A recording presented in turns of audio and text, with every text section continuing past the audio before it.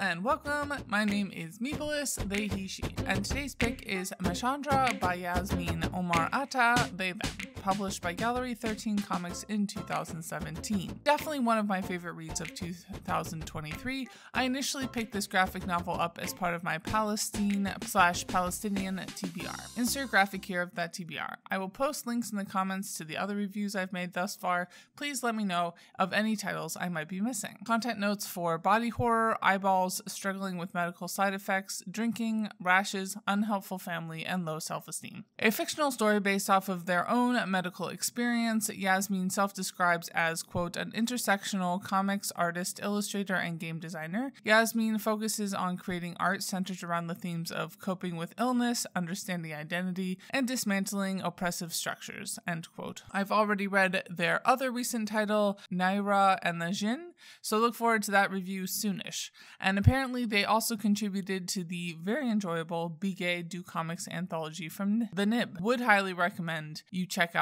that flip-through review. Scrolling through their Twitter account, it seems like they are pretty keen on Sonic the Hedgehog as well. What kinds of keywords come to mind? Knives, dots, anime hair, contrast, multi-dimensional, and vibrant. The summary is, quote, an Arab-American college student struggles to live with epilepsy. Isaac wants nothing more than to be a functional college student, but managing his epilepsy is an exhausting battle to survive. He attempts to maintain a balancing act between his seizure triggers and his day-to-day schedule, but he finds that nothing, not even his medication, seems to work. The doctors won't listen, the schoolwork keeps piling up, his family is in denial about his condition, and his social life falls apart as he feels more and more isolated by his illness. Even with an unexpected new friend by his side, so much is up against him that Isaac is starting to think his epilepsy might be unbeatable.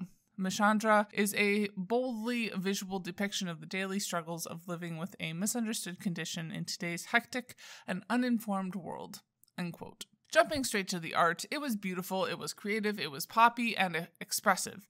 It communicated the stories in ways that felt novel, and I just really loved it. There's lovely use of halftones, sketching on colored pages, and expressive lines. Looking at the character designs, I also really loved the way Ata drew everyone, and their fashion sense was pretty on point. But the shifting colors did leave me second-guessing who people were a couple of times. Writing-wise, I also found this graphic novel really different and interesting. Reading their interview with Comics Journal, Ata described the creation of this comic as sort of like art therapy, and how writing about Isaac helped them come to terms with their own diagnosis. I'm more than a little biased because while I do not have epilepsy, my own university experience involved a 4-year low-grade migraine and undiagnosed ADHD. So I was never able to keep up with my meds and felt like I had gerbils nesting in my brain almost all the time. The dagger imagery and constant internal battles felt pretty visceral and real to me even all these years later. I really appreciated the amount of ill intent and stigma that we see others putting on Isaac. Not because I think that's cool, obviously, but because it's so real. Isaac's classmates think he's being deliberately lazy or constantly high. His doctors think he is selling his prescription, and his family, while caring, clearly doesn't understand his life at all. Getting a tad bit spoilery, when we open, Isaac has very low self-esteem and self-sabotages.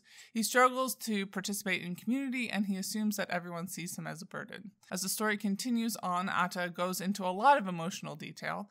As we reach the end, however, Isaac makes a crucial connection with a friend, Joe, who shares their similar medical journey and encourages Isaac to value themselves more.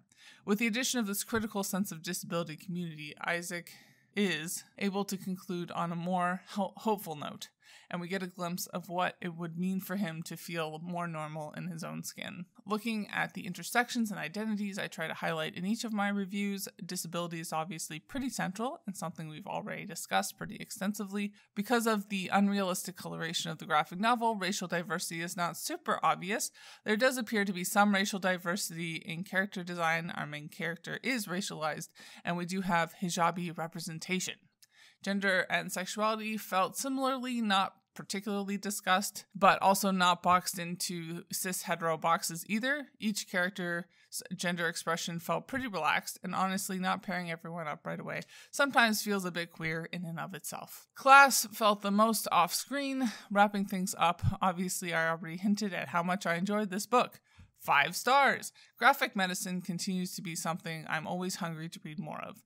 Bye all, keep reading, and stand with striking workers. And literally graphic is created on land that should be given back to the traditional landholders, which in this case is, to my knowledge, the Mississaugas of the Credit First Nation, Anishinaabe people, the Haudenosaunee Confederacy, and the Huron-Wendat Nation.